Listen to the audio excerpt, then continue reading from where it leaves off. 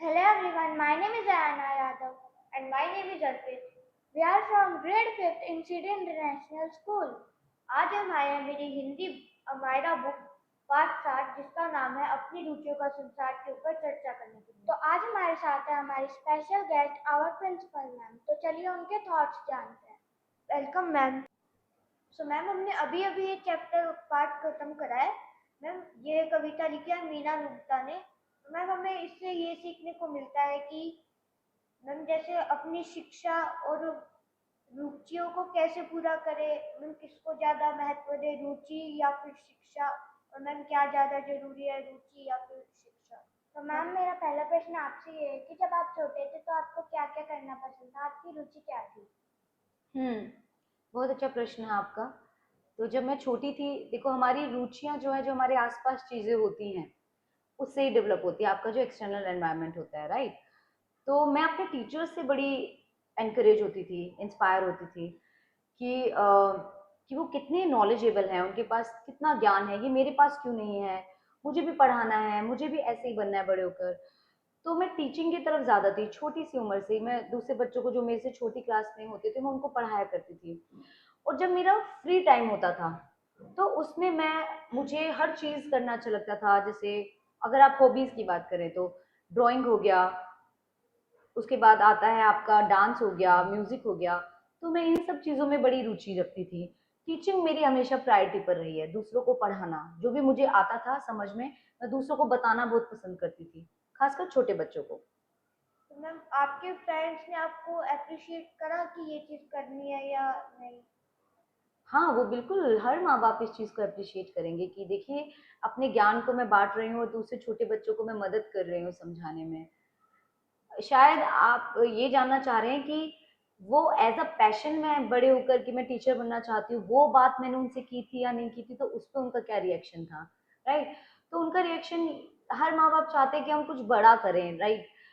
जैसे कोई ऑफिसर बने, ऑफिसर रैंक पर जाएँ या कोई बिज़नेस करे इस तरीके से, या कोई बहुत अच्छी जॉब करे, जॉब में आप सीईओ हो या किसी भी हायर पोज़ीशन पर आप हो। तो टीचर जब वो सुनते थे तो उस टाइम तो उन्हें मजाक ही लगता था, चलो बच्ची है कोई बात नहीं अभी बोल रही है, धीरे धीरे एक समय आएगा जब वो अपनी रुचियों का पहचानेगी कि उसको एक्चुअली क्या बनना है, राइट। तो इतना कोई प्रेशर नहीं था कि यही बनना है। वो प्रेशर आया जब मैं 8 9 में थी। उस टाइम उनका एक्सपेक्टेशन था कि अब आप सोचिए आपको क्या करना है बड़े होकर, राइट। वो मुझे चाहते थे कि टीचिंग ना करके मैं यूपीएससी की तैयारी करूं, आईएएस ऑफिसर बनूं, ऐसा उनका मानना था। मैम क्या हमें अपनी खुशियों का संसार बनाना चाहिए? हाँ, बिल्कुल बनाना चाहिए। एक ही ज़िंदगी है आपके पास, आप अपनी खुशियों का संसार बनाइए, एक रुचि रखिए अपनी, लेकिन उसमें फिर आपको 100% डेडिकेशन देना पड़ेगा। आस-पास की चीज़ों को समझना पड़ेगा कि उस उसी टॉपिक से रिलेटेड या जो जिसमें आपका इंटरेस्ट है, उससे रिलेटेड और क्या हो रहा है और आप उसको कैसे और अच्छा कर सकते हो और सोसाइटी में कंट्रीब्यूशन दे सकते हो। बिल्कुल। और मैम मेरा क्वेश्चन ये है कि जब आप छोटे थे तो मैम आपका भी कोई ना कोई स्पोर्ट्स फेवरेट था, तो मैम कौन सा था? स्पोर्ट्स, हाँ, मुझे बैडमिंटन बहुत पसंद था, तो मैं वो गेम ज़्यादा खेलती थी। वॉलीबॉल भी मुझे काफ़ी पसंद था, तो उसमें मेरी रुचि रही है, बिल्कुल। मैम आपका फेवरेट गाना कौन सा है?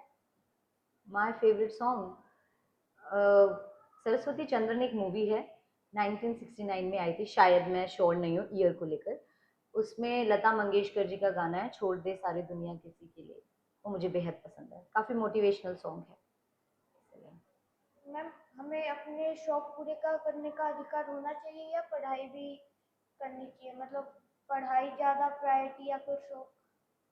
हम्म, मुझे लगता है दोनों में बैलेंस बनाकर चलना चाहिए बच्चे, क्योंकि एक होती है बेसिक एजुकेशन, दुनिया संसार को समझने के लिए आपको जो आना चाहिए, जो ज्ञान जरूरी है वो तो आपको लेना चाहिए। तो 12वीं कक्षा तक आप लीजिए, पढ़ाई साथ साथ कीजिए अपने रुचि के साथ, तो आप 70-30 कर सकते हैं। अगर आपको बहुत ज़्यादा इंटरेस्ट है किसी चीज़ में, आप उसकी कोचिंग ले रहे हैं बाहर या उसको और एक्सट्रीम लेवल पर प्रैक्टिस कर रहे हैं बाहर, तो आप पढ़ाई बिल्कुल मत छोड़िए। अक्सर बच्चे ऐसा ही करते हैं ना कि पढ़ाई छोड़ देते हैं, पूरा इसी में डेडिकेशन करते हैं, वो आप एक समय के बाद कर सकते हैं, बिल्कुल कर सकते हैं, वो आप 12वीं के बाद कर सकते हैं, लेकिन बेसिक एजुकेशन को साथ में लेकर चलिए। आप लोगों को भी तो रुचि रही होगी, यस मैम। तो आपकी रुचि किसमें है? मैम मेरी तो क्रिकेट में है। तो आप कैसे उसको मैनेज करते हैं? आपको लगता है कि आपको स्कूल आना छोड़ देना चाहिए और क्रिकेट ही खेलते रहना चाहिए? तो मैम स्कूल आना भी जरूरी है, क्योंकि जब क्रिकेटर बनने के बाद कमेंट्री, पिच की लेंथ और पिच रिपोर्ट देनी होती है, तब मैम मेरे मैथ्स की, इंग्लिश की ज़रूरी पड़ती है, इसलिए मैम स्कूल आना हमें ज़रूरी है। और बाकी मैं अगर क्रिकेट में कैसे ज्वाइन करूँ, तो वो है कि मैम पहले मैं अकेडमी में जाऊँगा, अकेडमी के बाद कोच मुझे डिस्ट्रिक्ट, स्टेट, इंटरनेशनल, उसके बाद under 13 and 15, 19, then IPL and then Indian team में सिलेक्शन।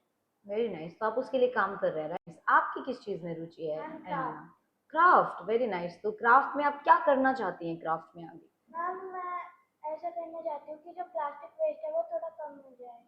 वेरी नाइस, तो आप कुछ क्रिएटिव कर रही हैं प्लास्टिक वेस्ट के साथ? कुछ आर्ट एंड क्राफ्ट का कुछ काम कर रही हैं आप, क्राफ्ट का? मैम अभी तो नहीं। तो आपको लगता है कि आपको उसमें ज्यादा समय देना चाहिए, उसके विषय में सोचना चाहिए? Yes ma'am. तो आपको उसमें सपोर्ट की ज़रूरत आई गेस, है ना? तो आप डिफरेंट डिफरेंट प्लेटफॉर्म्स पर देख सकते हैं कि विश्व में इतने सारे लोग हैं जो प्लास्टिक वेस्ट से कुछ क्रिएटिव बना रहे हैं, है ना? तो आप उनको जब टाइप करेंगे, सर्च करेंगे, तो आपको मिलेंगे। कुछ बड़े बड़े आर्टिस्ट हैं जो पॉलीथीन से पूरा एक बड़ा सा एक आर्ट बनाया उन्होंने, बहुत सुंदर। कुछ जगहों पर हो रहा है कि प्लास्टिक बोटल्स को आप कलेक्ट कीजिए, नीचे से उन्हें पेंट कीजिए और आप उससे पूरा सीलिंग का जो वो होता है शैंडलियर टाइप्स बना सकते हैं। और आप प्लास्टिक से ज्वेलरी भी बन रही है बेटा, प्लास्टिक से कपड़े भी बन रहे हैं। तो आप जब इन चीज़ों के बारे में सर्च करेंगे, मैंने आपको ये बताया कि आप कंट्रीब्यूट कैसे कर सकते हैं अपनी रुचि के साथ, अपनी सोसाइटी को, अपने देश को क्या दे सकते हैं, वो बहुत ज़रूरी है। तो आपको उस तरफ सोचना चाहिए, सस्टेनेबिलिटी की तरफ सोचना चाहिए कि इससे फ़ायदा क्या होगा, है ना? तो मुझे लगता है ये बहुत ज़रूरी है। तो आप उस पर थोड़ा सा काम कीजिए, थोड़ा सर्च कीजिए, तो आप बहुत आगे जाएंगी। ठीक। मैम मेरा दूसरा प्रश्न ये है कि मैम शिक्षा ज़्यादा ज़रूरी है या फिर रुचि? अभी तो हम उसी के बारे में बात कर रहे थे। शिक्षा और रुचि दोनों बराबर बैलेंस करना चाहिए हमें। ठीक है, आप शिक्षा के साथ साथ अपनी रुचियों के बारे में भी उतना ही पढ़ें, क्योंकि उसमें आपकी रुचि है, ऑलरेडी आपका इंटरेस्ट है। रुचि मतलब इंटरेस्ट ही होता है ना, उसमें आपका ज्यादा इंटरेस्ट है। तो आप उसके लिए और चीजों को खोजें, कैसे कर सकती हूँ मैं। इवन आपको अपनी रुचि से कमाना भी है आगे, है ना? जॉब भी तो करनी है या कोई बिजनेस करना है, अपना करियर बनाना है, आपने अपनी रुचि के साथ बनाइए आप। लेकिन वो मार्केट को समझते हो, लोग क्या पसंद करते हैं। अभी देखिए तो लोग क्रिएटिविटी बहुत पसंद करते हैं। आप इस दुनिया से कुछ भी खत्म कर दीजिए, क्रिएटिविटी कभी खत्म नहीं होगी, और क्रिएटिविटी की डिमांड कभी खत्म नहीं होगी। तो अभी हम इस पे बात करते हैं ना, आज के समय में जो 3 चीजें हैं, 3 C's हम बोलते हैं जिसे, सी, वो क्या है? Creativity, critical thinking and communication. अगर आपके पास ये तीनों स्किल्स हैं, तो आप दुनिया में कहीं भी कोई भी काम कर सकते हैं। अपनी रुचि जो है, आपकी रुचि है, उसमें आप क्रिटिकल थिंकिंग कीजिए, जैसे मैंने आपको बताया। आप प्लास्टिक से क्राफ्ट करना शुरू कीजिए, तो आपने क्रिटिकल थिंकिंग इस्तेमाल की कि कैसे इसको मैं सोल्व करूं, प्लास्टिक वेस्ट भी कम हो जाए और कुछ बहुत सुंदर बन के आ जाए। कम्युनिकेशन, जब आप बातचीत करना शुरू करते हैं, जब आपको कम्युनिकेशन बहुत अच्छा आता है, तो आप अपना प्रोडक्ट बेच पाएंगे आगे, उसी से तो पैसे कमाएंगे। Getting my point? तो आपको कन्विंस करना पड़ेगा लोगों को, कम्युनिकेशन तो आना चाहिए। और थर्ड क्या था? क्रिएटिविटी। आपने क्रिटिकल थिंकिंग तो कर ली, उसको क्रिएटिव तरीके से आप पेश कैसे करेंगे कि आप लोगों को अट्रैक्ट कर सके। तो ये 3 चीजें आनी बहुत जरूरी है। तो जब भी आप अपनी रुचि के ऊपर काम कर रहे हैं, तो ध्यान दें कि क्या मैं इन तीनों चीजों को कवर कर रहा हूँ या कवर कर रही हूँ, तो उससे आप बहुत जल्दी आगे जाएंगे। तो मैम शिक्षा को सर्वश्रेष्ठ हथियार क्यों कहते हैं? हाँ, ये आपने बहुत अच्छी बात कही है। शिक्षा सर्वश्रेष्ठ हथियार है, क्योंकि जिस आदमी को ज्ञान है, जिस आदमी को पता है, नॉलेज है कि आसपास, वो किसी भी एरिया की हो सकती है, वो पॉलिटिकल नॉलेज हो सकती है, वो इकोनॉमिक नॉलेज हो सकती है, वो सोशल नॉलेज हो सकती है, वो सब आप किताब से पढ़कर ही तो सीखते हैं, या अपने आसपास आपके टीचर्स हैं या पेरेंट्स हैं, उनसे ही तो सीखते हैं। अब अगर आप किताब नहीं, तो हमारे पास ई लर्निंग प्लेटफॉर्म्स हैं, आप यूट्यूब और उन पे एजुकेशनल वीडियोस देख सकते हैं। तो जब आपके पास ज्ञान होगा ना, समझ रहे हो, आपके पास जब नॉलेज होगी, ज्ञान होगा, तो आप किसी को भी किसी चीज का आंसर कर सकते हैं। तो इससे सर्वश्रेष्ठ अधिक हथियार का मतलब है कि जो आपकी रुचि है उसमें भी आपको पूरी शिक्षा होनी चाहिए, तभी तो आपसे जब मैं क्वेश्चन पूछूंगी आपको आंसर आना चाहिए उसका। मैम मेरा प्रश्न आपसे है कि मैम शिक्षा को सर्वश्रेष्ठ हथियार क्यों कहते हैं? आपने बहुत अच्छी बात बोली है आना। ये लाइन दी थी नेल्सन मंडेला ने, was a former president of south Africa. तो उन्होंने ये लाइन इसलिए दी थी, उन्होंने पूरी लाइन ये बोली थी कि शिक्षा सर्वश्रेष्ठ हथियार है जिसको इस्तेमाल करके आप देश को बदल सकते हैं, ग्रोथ की तरफ ले जा सकते हैं।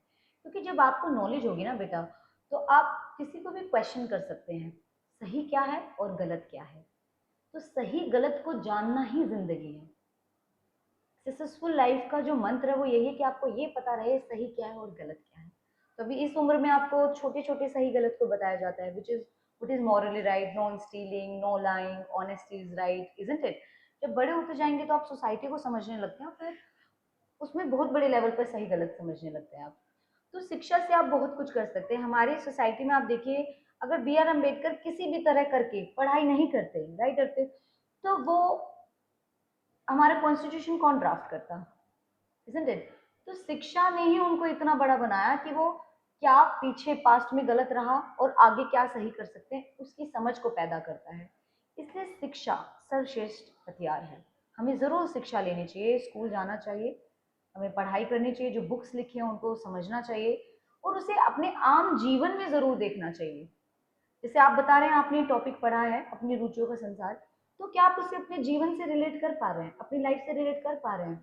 जो उसमें बताया गया है, ये कविता है शायद, इट्स अ पोएम राइट, तो उससे रिलेट कर पा रहे हैं, तभी तो हम चर्चा कर रहे हैं। तो अब इसमें आंसर खोजेंगे। क्या सबकी अपनी पसंद का काम करना क्या सबका अधिकार है? बिल्कुल है, क्योंकि इंटरेस्ट ही है जो हमें बताता है कि आप जिंदा हैं, isn't it? जब भी आपको कभी बुरा फील होता है, जब आपको कभी डल फील होता है, तो जैसे आपको आपकी फेवरेट एक्टिविटी करने का मौका मिल जाए, आप तुरंत से एनर्जाइज हो जाते हैं, isn't it? आप तुरंत से खुश हो जाते हैं। तो कुछ तो है ना जो हमारी रुचि से हमें कनेक्ट करता है, वो जानता है कि हम क्या हैं। तो उसके इर्द गिर्द ही अपना करियर बनाइए, कोई उसमें बुराई नहीं है। और अभी तो बहुत छोटे हैं आप लोग, बड़े होते होते नई रुचियां आती हैं, फिर कुछ और मन में आता है, फिर आप एक मेजर एम लेकर चलते, एक बड़ा गोल बनाते हैं, फिर उसके लिए अलग हो जाते हैं, आपकी जो रुचि है, आपकी जो सोच है वो अलग हो जाती है। तो रुचियां लेकिन आपको फॉलो करनी चाहिए, आप उससे खुश रहते हैं, इस लाइफ को एंजॉय करते हैं, इसलिए रुचियां, इंटरेस्ट होना बहुत जरूरी है। Thank you, ma'am, for giving your precious time. Thank you, ma'am. Thank you, thank you, thank you children, thank you. So friends, I hope आपके भी बहुत सारे डाउट क्लियर हुए होंगे, हमारे भी हुए हैं।